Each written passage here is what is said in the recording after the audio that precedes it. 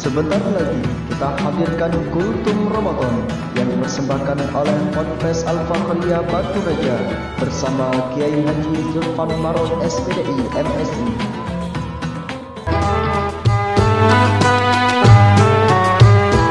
Bismillahirrahmanirrahim. Assalamualaikum warahmatullahi wabarakatuh. Waalaikumsalam warahmatullahi wabarakatuh.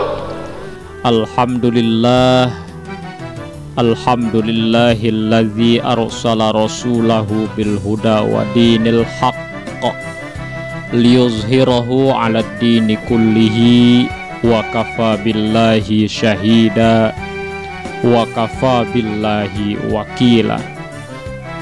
Asyhadu an la ilaha illallah wahdahu la syarikalah wa asyhadu anna Muhammadan abduhu wa rasuluhu la nabiyya ba'dah.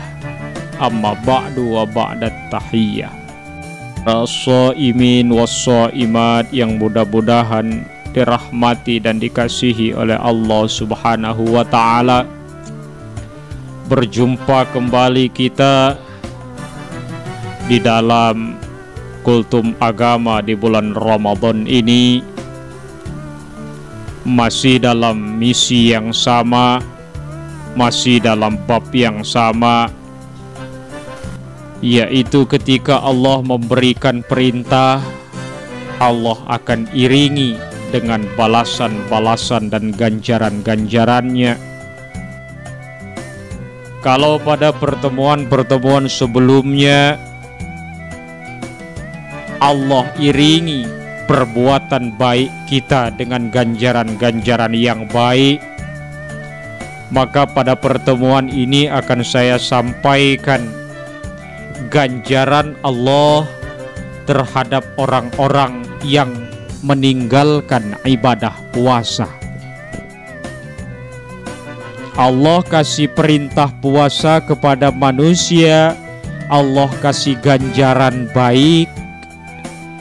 Dan sebaliknya, ketika kita melalaikan atau bahkan kufur terhadap apa yang Allah perintahkan ini, maka Allah pun akan murka kepada kita. Sebuah sabda Rasulullah Shallallahu Alaihi Wasallam dinyatakan, Nabi menyampaikan, ketika aku sedang tidur, kata Nabi, serentak datang dua orang laki-laki, mereka memegang erat lenganku. Aku dibawa, kata Nabi, ke puncak gunung yang sangat tinggi. Ada perbedaan tafsir hadis di sini.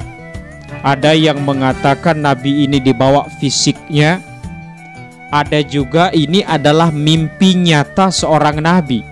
Karena mimpi seorang nabi pun adalah petunjuk, beda dengan mimpinya orang-orang biasa seperti kita ini. Maka beliau sampaikan dan menjadi rujukan bagi kita. Ketika aku, kata Nabi, sudah berada di ketinggian gunung itu, aku mendengar ada suara teriakan yang begitu keras. Teriakan-teriakan yang bernada menjerit, teriakan-teriakan yang isinya minta pertolongan. Nabi bertanya, apa teriakan itu? Itu suara apa? Kata Nabi kepada dua orang laki-laki ini. Dua orang laki-laki ini adalah malaikat Allah. Malaikat itu tidak menjawab, akan tetapi Nabi justru dibawa ke tempat yang lain. Ketika sampai di tempat itu, nyata nampak di hadapan Rasulullah Shallallahu Alaihi Wasallam orang-orang yang sedang disiksa oleh Allah. Bagaimana bentuk siksaan itu? Manusia yang sedang disiksa Allah gantung Allah ikat kakinya, Allah gantung kakinya di atas, sementara kepalanya berada di bawah. Na'udzubillah tsumma na'udzubillah. Apa yang dilihat oleh Rasulullah Shallallahu Alaihi Wasallam terhadap orang yang sedang digantung itu, orang yang digantung ini meronta-ronta para pendengar, menjerit ungkapan-ungkapan penyesalan, akan tetapi terbata-bata ucapan dari mulutnya. Kenapa? Karena mulutnya sudah dialiri oleh darah yang mengucur. Darah itu tiada henti mengucur dari mulutnya akibat siksaan yang begitu pedih. Rasul bertanya kepada malaikat, "Wahai malaikat Allah," kata Nabi, "ini aku sedang menyaksikan manusia yang sedang disiksa oleh Allah. Aku saksikan manusia ini sedang digantung oleh kaki dengan keadaan kaki berada di atas, sementara kepalanya berada di bawah, mengalir dari mulutnya darah yang tiada henti, tanda bahwa begitu pedihnya siksaan ini. Aku tanya kepada engkau malaikat, ini orang dosa apa yang sudah dilakukannya selama di dunia sehingga siksaan ini yang Allah berikan?" Dengan gamblang malaikat ini menjawab serentak, mereka itu Rasulullah adalah orang-orang yang ketika berpuasa mereka sudah berbuka duluan sebelum waktu berbuka datang. Mereka tidak berpuasa ketika Allah perintahkan puasa.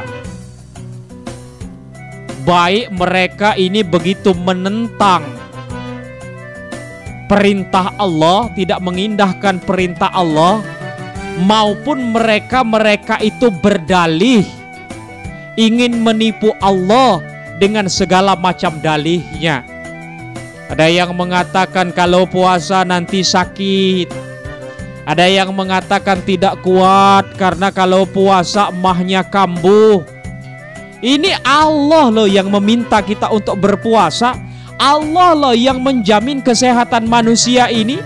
Tidak akan pernah Allah menciptakan duka di balik perintah-perintahnya, kecuali memang pada ukuran-ukurannya kita sudah memang tidak kuat untuk melakukan puasa itu. Ini bab lain. Kita boleh tidak melakukan puasa, tetapi sebagai balasannya kita harus berpuasa pada hari-hari yang lain. Tapi kalau Ramadan saja kita berdalih, pertanyaannya mampukah kita membayar puasa itu di hari-hari yang lain? Ini adalah pertanyaan besar bagi kita. Ini siksaan Allah yang Allah berikan kepada orang-orang yang tidak berpuasa. Para shaimin was shaimat sekalian yang berbahagia, ini adalah salah satu balasan nyata yang Allah berikan kepada orang yang tidak berpuasa. Belum lagi konsekuensi yang akan dia terima ketika dia tidak berpuasa, maka dia tidak beriman. Maka dia tidak akan pernah mendapat ganjaran orang-orang yang beriman itu. Belum lagi ketika dia tidak berpuasa di bulan Ramadan, dia tidak akan pernah mencapai derajat takwa yang Allah janjikan. Maka dengan kata lain, balasan atau ganjaran-ganjaran orang yang bertakwa itu pun tidak akan pernah Allah berikan kepadanya.